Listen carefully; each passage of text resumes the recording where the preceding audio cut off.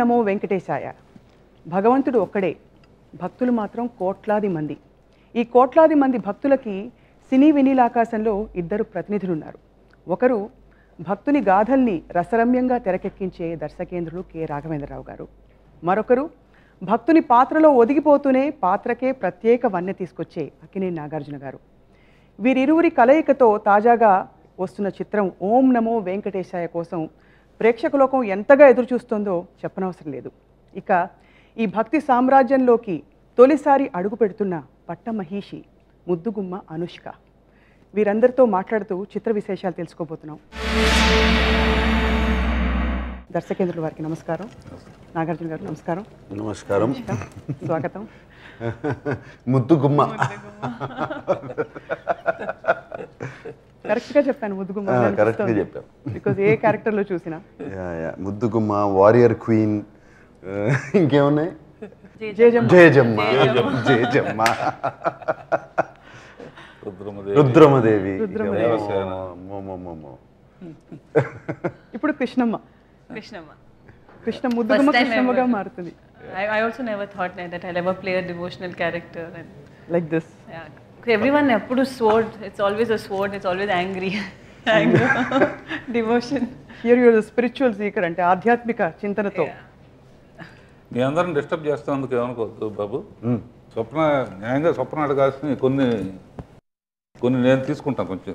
అలాగే sir, if you don't mind. తప్పకుండా. ఈ సినిమాలో కొన్ని నమ్మలేని నిజాలు ఉన్నాయి. ముందు అది చెప్పేస్తాను. నేను సినిమా తీసి నాగార్జున్ని కరెక్ట్గా పెట్టావు బాబు. నేనేం చెప్పబోతున్నాను, ఇద్దరి మధ్య దిండు పెట్టావే.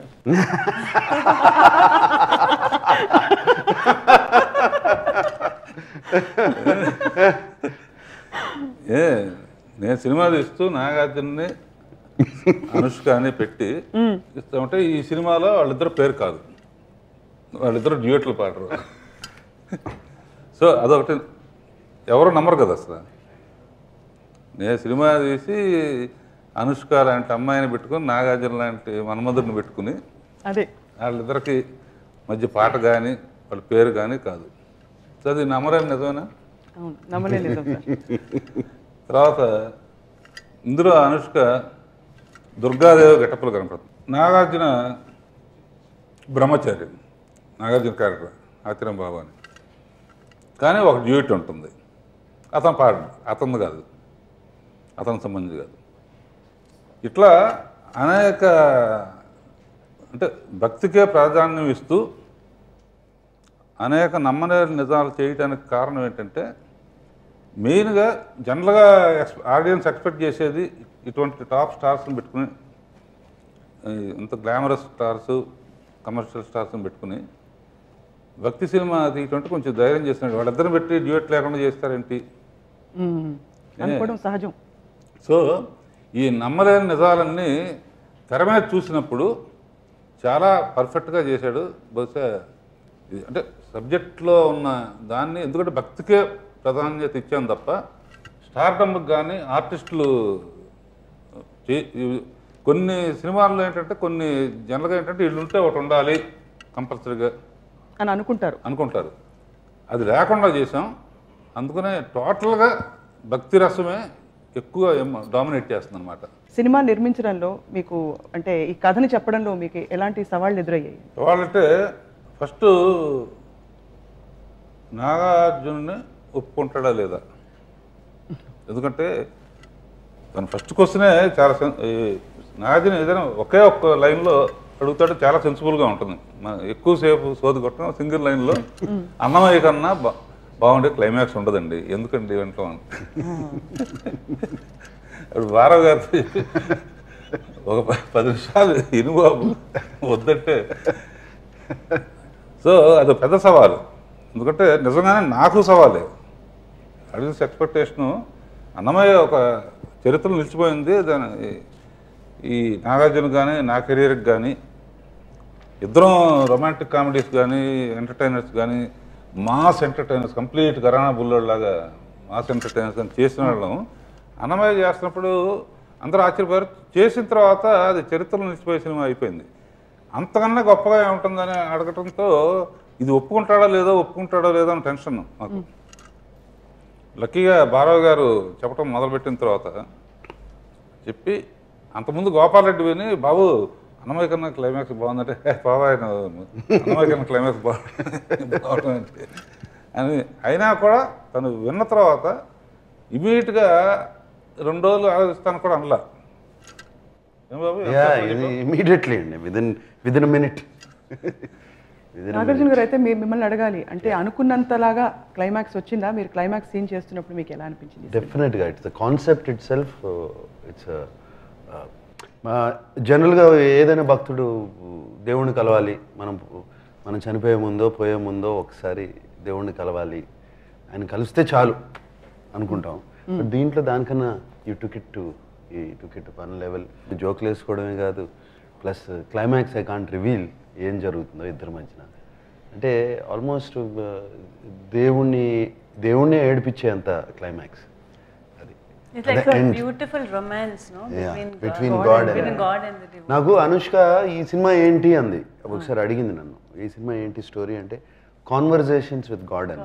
Wow, that side only one line, conversations with God. This what this film is about. Next నువ్వు అడిగినట్టు నెక్స్ట్ సవాల్ ఏంటంటే, నా జీవితంలో కోరిక ఏంటంటే అనుష్కతో సినిమానే చేయగలనా లేదా అని. అది ఎప్పుడు అంటుండేవారు ఆయన. ఎందుకంటే ఫస్ట్ టైము తను ఇంకా మేకప్ కూడా అయినప్పుడు నాగార్జున కాటేజ్కి వెళ్ళినప్పుడు మీకు ఒక అమ్మాయిని చూపిస్తానండి, అప్పుడు వచ్చినట్టుంది నాకు తెలియదు, December 2004 అని చెప్తే ఏదో ఒక అమ్మాయి వస్తుందంటే కింద నుంచి వస్తుంది అనమాట. కింద నుంచి మెట్లు ఎక్కుతా వస్తుంది, కనపడుతుంది, అక్కడ డౌన్ ఉంటుంది అనమాట. వస్తుంటే ముందు మొహం కనపడుతుంది, తర్వాత బాడీ కనపడితే తర్వాత టోటల్గా వచ్చిన తర్వాత చూడంగానే ఏమన్నానంటే, నువ్వు సౌత్ ఇండియాలో టాప్ స్టార్ అవుతావు అని చెప్పి ఆ రోజున. అలా చూడంగానే ఆ ఫేస్ అలా అన్ని క్యారెక్టర్స్ సూట్ అవుతాయి. అవును, అంటే భగవంతుడు ఎక్కడో అనుష్క వెనకుండి బెస్ట్ క్యారెక్టర్స్ ఇచ్చాడు. ఇందులో ఇంకో సవాల్ అంటే, సరే ఈ మిగతా సినిమాల్లో కొన్ని కారణాల వలన కుదరలా, ఇందులో అయినా ఈ సౌందర్యలహరి ప్రోగ్రామ్కి వచ్చినప్పుడు అసలు బ్యూటీ అంటే ఏంటి, డ్రెస్సులు కానీ ఎట్లా వాడతాను ఏంటి, జ్యువెల్స్ ఎలా వాడతాను అని మొత్తం ప్రశాంత్కి తనకి చూపించాను. తను కూడా ఏం ఎక్స్పెక్ట్ చేస్తుంది, రాఘవేంద్రతో సినిమా అనగానే మంచి గ్లామరస్గా ఇదిగా అదిగా ఏదో చేస్తారని. ఇది ఒప్పుకుంటుందా లేదా? ఒప్పుకోకపోతే నాకేంటంటే అన్నమయ్యకి దీనికి డిఫరెన్స్, ఒక క్యారెక్టరు సినిమాలో చూస్తే కానీ అనుష్క క్యారెక్టర్ ఇంపార్టెన్స్ తెలియదు. ఎందుకంటే అనుష్క ఏమంటే నాగార్జునతో పేరు కాకుండా సపరేట్గా ఎలాగండి అందనుకో. అందుకనే మా రైటర్ వెళ్ళటం కాదు, అసిస్టెంట్ డైరెక్టర్ వెళ్ళటం కాదు. సరే మా ఇంట్లో అమ్మాయి లాగా అనుష్క, మా అమ్మాయితో సమానం. మా కోడలు అనుష్క వీళ్ళందరూ ఫ్రెండ్స్. నేను మా కోడలతో చెప్పి ఇంటికి రమ్మను, నేను ఒకసారి నేనే చెప్తాను లైన్ అంటే వచ్చింది అన్నమాట. వచ్చిన తర్వాత నేను ఎక్స్ప్లెయిన్ చేశాను. ఆశ్చర్యం ఏంటంటే, నేను ఇటువంటి క్యారెక్టర్ కోసమే ఎదురు చూస్తున్నాను, మా కులదైవం కూడా వెంకటేశ్వర స్వామి అని చెప్పింది. That is so it's almost అంటే When I remember మన ప్రోగ్రామ్ చేస్తున్నప్పుడు he was telling, we were talking like, when will we work together and all that. Then అప్పుడు అన్నారు like, if I do this kind of a character or you want to do this kind of a character. So I was joking with him. I said I want to do a character when everything is ఒక మూవీలో 2-3 characters ఉంటే let's do something like that అని. But indirectly actually if you see దీంట్లో Godadevi, then the Durga look, there like some 3-4 looks in the movie. Durgadevi, Godadevi ఇన్ని అవతారాల్లో కనిపించాలనే తపన, లేకపోతే what is it, ఏ అంశం అందులో ఆకట్టుకుంది? It's playing something different. It's first of all, నేను ఎప్పుడు I'll play a Durga the అమ్మవారి వేషం. That's one thing, just playing one small bit and all that. ఎప్పుడు but under his direction, actually first thing which as soon as he said that, there's no second thought. It's with Nagarjuna garu and Ravindra garu.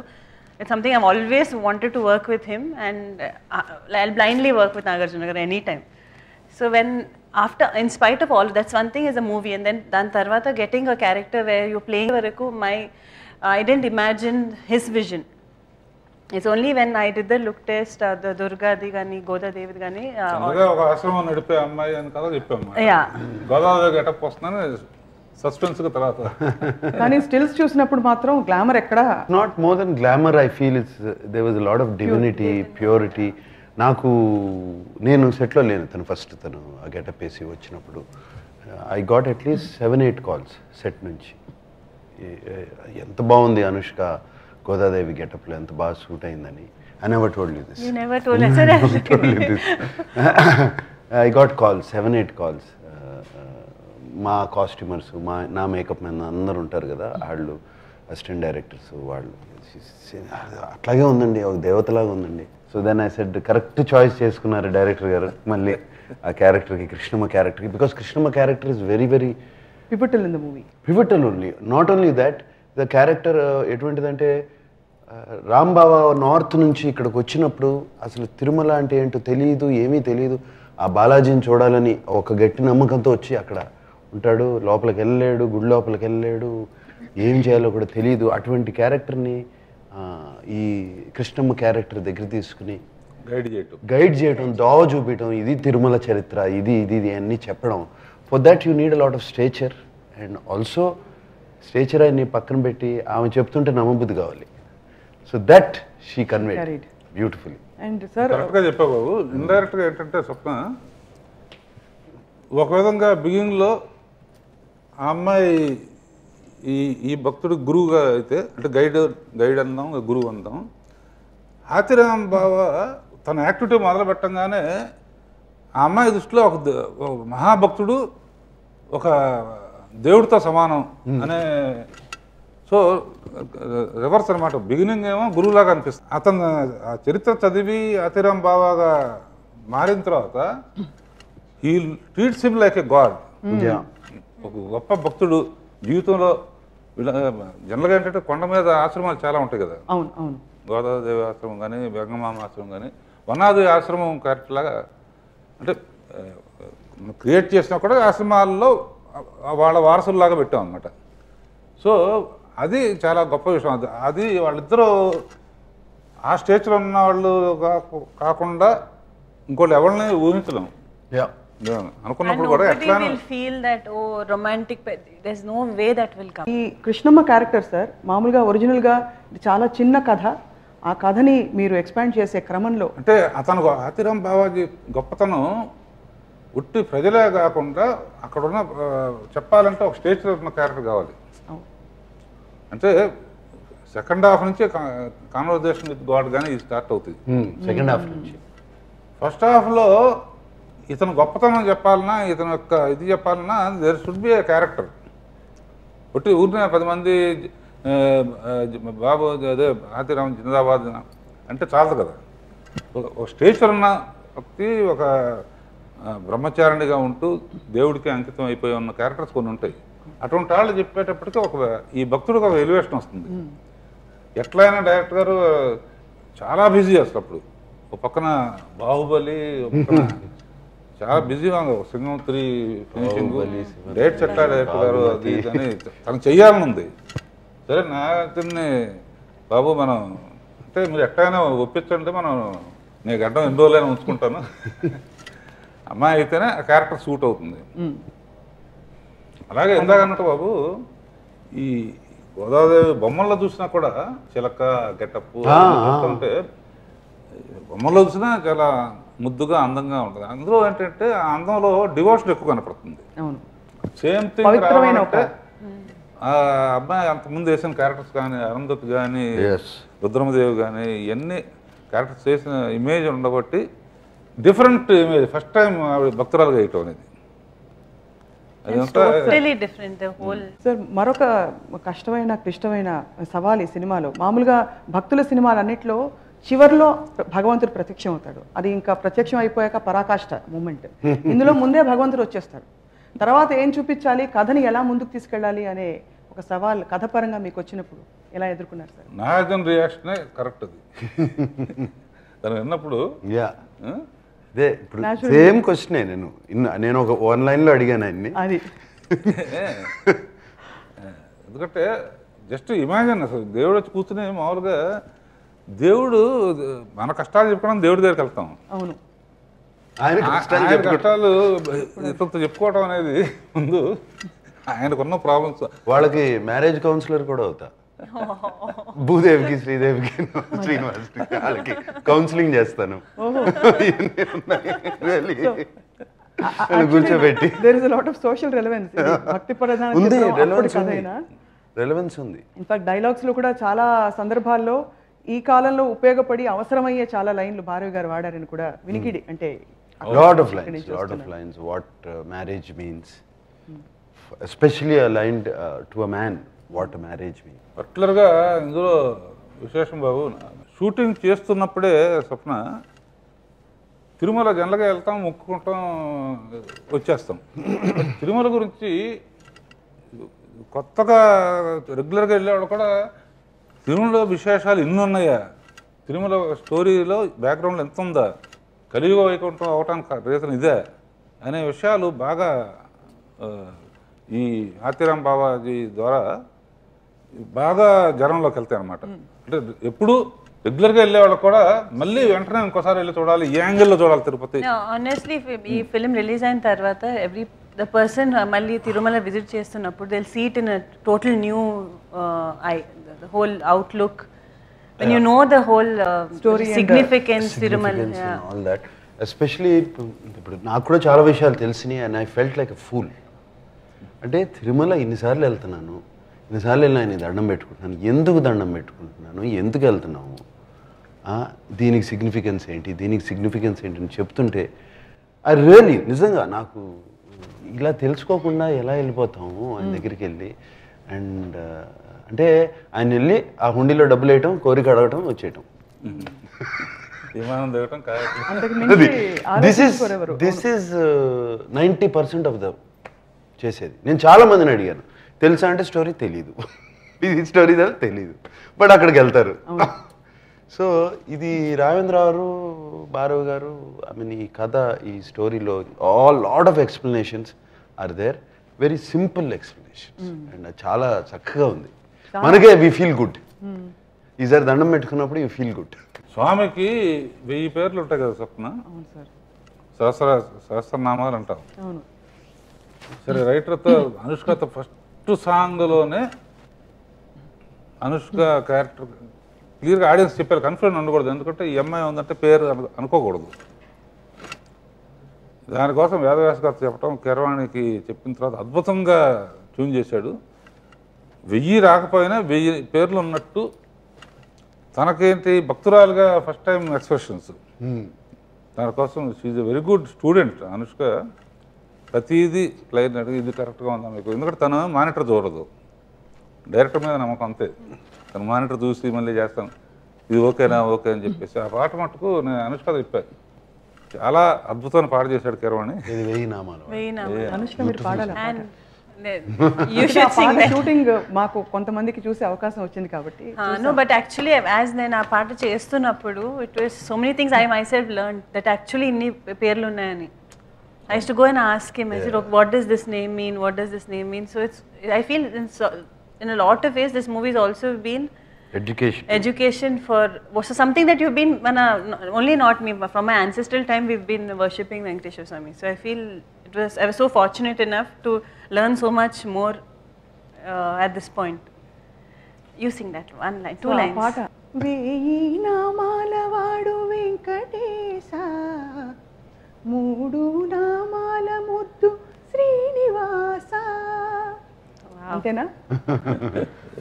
అది చేస్తున్నప్పుడు మీ steps అన్ని నాకు ఇంకా గుర్తు. I remember మీరు ఆ shooting లో వచ్చారు. షూటింగ్ స్టిల్స్ కూడా చూసాము, అంటే డిజిటల్ మీడియాలో అక్కడక్కడ.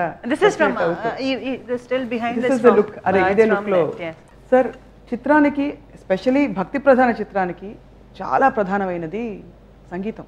కీరవాణి గారి మ్యూజిక్ ఈసారి ఇంకా మరింత ఫ్రెష్గా కొత్తగా వినిపించింది. మాకు కీరవాణి బాహుబలి దీంట్లోనూ పుణ్యక్షేత్రాలు తిరగటంలో బిజీగా ఉండబట్టి కుదరలేదు. కానీ లేకపోతే ప్రతిరోజు ప్రతి ఇంటర్వ్యూలో Keeravani you are the soul of the music, you are the soul of the movie. Keeravani గారు అయ్యో నో వర్డ్స్ టు ఎక్స్ప్రెస్. అంటే అంత కమిట్మెంట్తో చేశాడు, ఛాలెంజ్గా చేసి పర్టికులర్గా 1000 నామాలు వాడ చేసిన తర్వాత నాకు మెసేజ్ పెట్టాడు, బాబు ఇప్పుడు ఇన్ని పిక్చర్లు చేసాము, thank you very much sir, give me for such a wonderful opportunity for such a wonderful song. Wow. ఎన్ని పిక్చర్లు చేసాము. అది కంపోజ్ చేసి రికార్డింగ్ అయిన తర్వాత మెసేజ్ అలా రీ రికార్డింగ్ కానీ ఇది కానీ మొత్తం కీరవాణి భగవంతుడికి అంకితం చేసినట్టు చేశాడు. అంత ఎమోషనల్గా ఉంటుంది. అంటే almost 60% of film is music. Music అండి 60%. అది వెళ్తా ఉండవు మ్యూజికల్ జర్నీ. మీరు చెప్పారు కూడా రీ రికార్డింగ్ విన్నప్పుడు కూడా అయ్యో మీరు చాలా goose bumps, so many places, ఎక్కడ శ్లోకాలు, ఎక్కడ ఈ అసలు ఇవన్నీ మేము అనుకోని కూడా తను క్రియేట్ చేసి వాళ్ళ ఫాదర్ శివశక్తి దత్త గారితో రాపిచ్చి కొన్ని చాలా అద్భుతం. కానీ సార్ మీరు ట్యూన్స్ వినే పద్ధతిని మీతో అసోసియేట్ అయిన వాళ్ళందరూ ఇది గమనిస్తారు.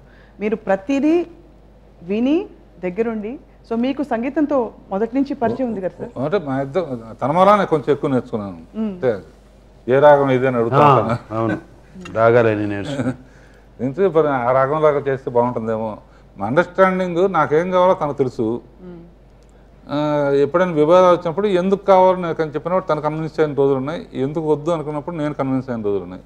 అందునే ఆర్టిస్టులు కానీ డైరెక్టర్ కానీ ఒకళ్ళనొకళ్ళు భేషజాలకి దీనికి పోకుండా ఎందుకు చెప్తున్నారు ఏంటి, if you respect, first respect ఉంటే చాలా ఈజీ అయిపోతుంది. వర్క్ మీద రెస్పెక్ట్ తప్ప నాట్ దట్ నాగార్జున అన్నది అడిగాడు, ఈ అనుష్క నన్ను ఎక్కడ అనుష్క చేస్తే మా ఆర్గ్యుమెంటే లేదు అసలు.